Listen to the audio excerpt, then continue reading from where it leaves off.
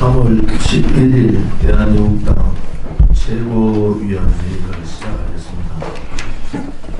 3.1절 애국 국민들의 분노의 함성, 진실 정의를 추구하는 그 함성이 100만 명 이상의 많은 분들이 서울에 집결했습니다. 그리고 3월 9일 112차 태극기 집회와 아울러 3월 10일 북치 사망의 날, 또 탄핵무효 태극기 항쟁이 서울에서 열렸습니다. 이틀 동안 연달아 태극기 집회를 함에도 불구하고 애국 국민들과 당원 동지들께서 많이 참석해 주셔서 감사의 말씀을 드립니다. 특히 지방에서 올라오신 분들은 서울에서 1박을 하시면서까지 참여하시는 열의와 예당심의 당대표로서 감사의 말씀을 드립니다. 우리가 2년 전 2017년 3월 10일 그리고 2016년 10월 달부터의 대한민국의 상황을 돌이켜보면은 대한민국은 촛불 쿠데타 세력에 의해서 거의 난도질 당했습니다. 그들은 거짓과 선동, 조작, 음모, 기획된 가짜 뉴스를 가지고 대한민국 국민들을 속였습니다.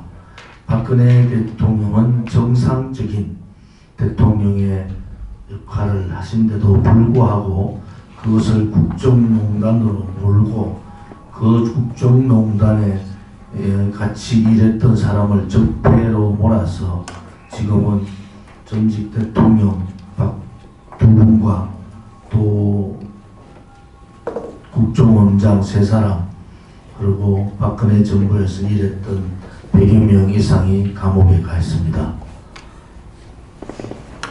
이것은 적폐 청산이 아니라 대한민국의 자유민주주의, 시장경제, 대한민국의 보수 우파의 청산입니다.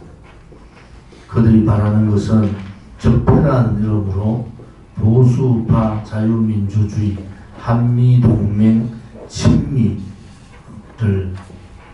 또 국가 안보를 걱정하는 많은 사람들을 그냥 감옥에 보냈습니다. 지금도 제2의 손석희가 오늘도 나오고 내일도 나올 겁니다. 그들은 또 다른 거짓을 가지고 국민들을 속이려고 하고 있습니다.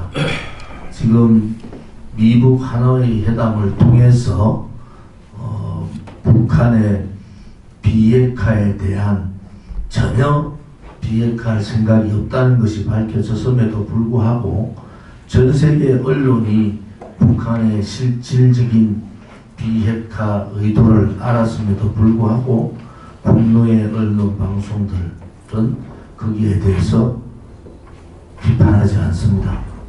그들은 또 다른 얘기를 하고 있습니다.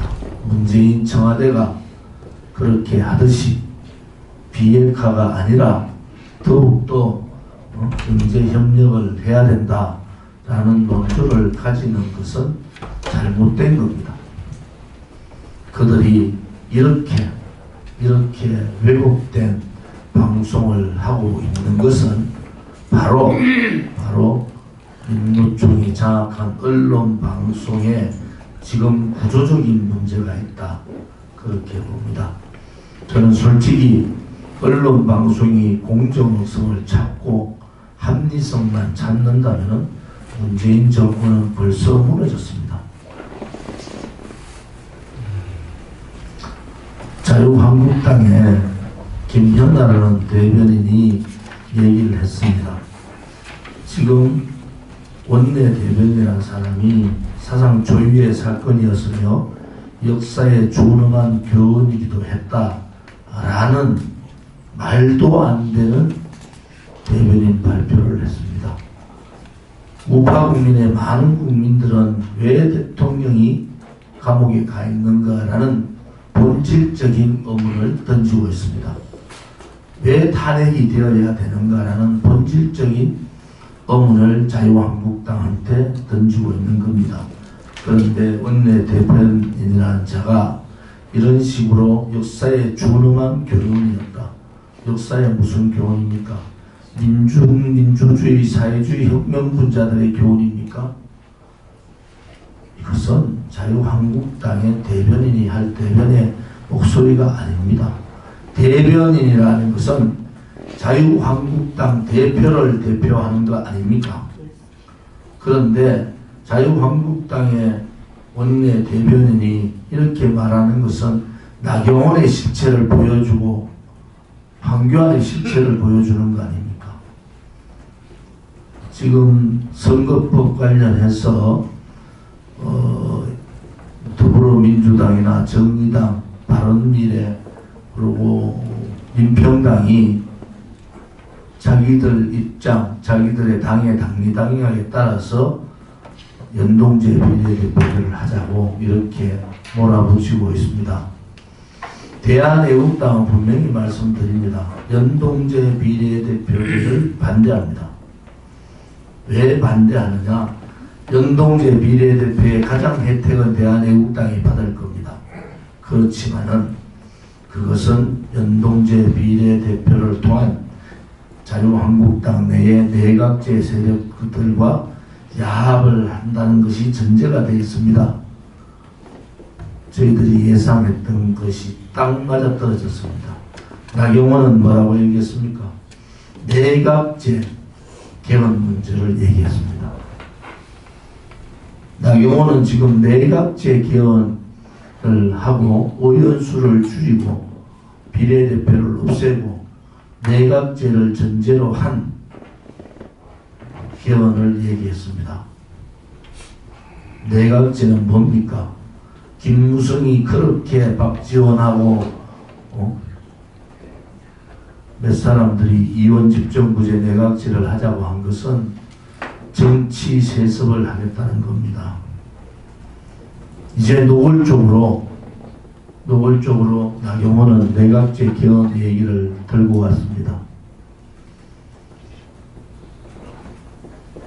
황교안 대표도 대통령의 권력이 집중된 제도 개헌을 얘기했습니다. 그것은 김무성 배신자들하고 입장을 같이 하는 거 아닙니까? 그들은 결국 황교안, 김무성이 손을 잡고 20대 총선에서 다수당, 21대 총선에서 다수당을 차지하면은 내각제를 하겠다는 거 아닙니까? 연동제 비례대표제를 통해서 연방제 세력하고 내각제 세력이 발톱을 다 드러내고 있습니다. 그것은 나라를 망하게 하는 그러한 야합이다. 그 야합에 대해서는 대한애국당은 분명한 반대의 입장을 밝힙니다. 당에 유리하지만은 대한민국에 유리하지 않으면은 이 진실과 정의를 듣고 야합해서 그냥 박근혜 대통령을 묻어버리고 그러한 정치 행태를 만들어서 연방제 세력하고 야합하겠다는 것은 결코 용서할 수가 없습니다. 우리 대한민국당은 분명히 말씀드립니다만 그러한 야합 세력들하고는 함께 할 수가 없다는 것을 말씀드립니다. 지금 여러 가지 국회 안에서 공수처 문제라든지 여러 가지 얘기를 합니다. 나경원 자한당 원내대표의 발언을 다시 한 번 더 말씀드리면은 내각제 개헌 없이는 연동형 비례대표에 동의할 수 없다며 내각제 개헌과 연동제 비례대표를 동시에 추진해야 한다. 이 무슨 막말입니까? 보수 우파 국민이 언제 나경원이한테 내각제 하라고 얘기했습니까? 의총에서 한 번도 그치지 않은 말이라고 해서 내각제 반대하는 사람들이 엄청 반대가 있음에도 불구하고 내각제 개헌과 연동제 비례대표를 동시에 추진해야 한다는 이런 막말을 원내대표가, 그것도 친박이 만들었다는 원내대표가 얘기하고 있습니다. 결국 나경원은 탄핵 찬성파에 불과합니다. 결국 나경원은 탄핵 찬성파에 불과합니다. 그 실체가, 우리가 왜 탄핵 찬반의 문제를 명확하게 봐야 되느냐, 탄핵 찬성파의 한계가 바로 이것입니다. 겉으로는 박근혜 대통령의 사면, 박근혜 대통령에 대해서 이렇쿵 저렇쿵 문재인 좌파 독재 정권의 잘못된 좌파 정책에 대해서 안티를 거는 척하면서 뒤로는 내각제와 같은 딜을 하고 있는 이러한 세력들이 어떻게 보수 우파를 대변해주는 정당이라고 할 수가 있겠습니까? 저희들은 꼼수 정치하지 않겠습니다. 정도로 나아가겠습니다. 국민들이 아니라고 하면 아닌 것으로, 국민들이 바라는 그러한 정도의 정치를 하겠습니다. 그래야지 보수우파 정당이 바뀔 수가 있습니다.